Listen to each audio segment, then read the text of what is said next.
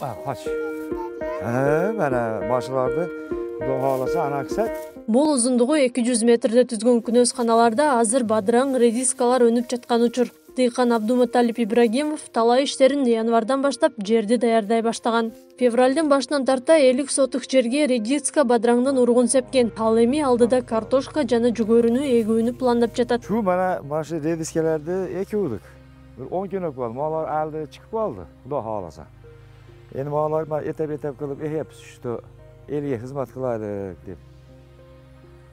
Keyin bana yerlerde bir iki katarını uzunasıga badirin eksek diyorduk. Keyin Deryaga kaçki ekeyim su da halasa.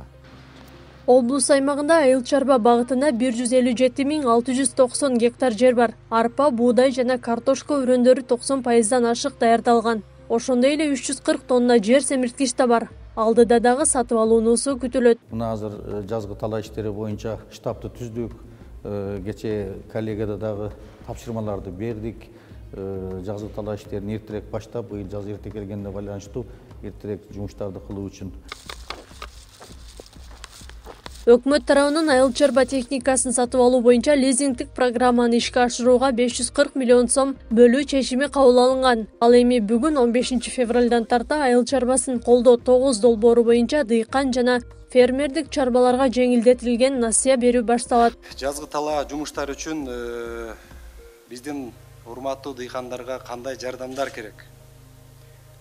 Мисал үчүн сапаттуу үрөөндөр менен камсыздоо, айыл чарба техникаларды, көпчүлүк эски техникалар бар, аларды ремонттоо иштери, күйүүчү майлоочу материалдар, керектүү көлөмдө жер семирткичтер менен биздин дыйкандарды камсыздашыбыз керек. Айыл чарбасын каржылоо 9 программасынын негизинде дыйкандарга жеңилдетилген насыя берүү үчүн Жалал Абад областына 6 миллион сом бөлүнөт. Өткөн жылы облус аймагында Айыл банктан 172 фермер дыйкан 8-10% менен 506.440 сом насыя алышкан.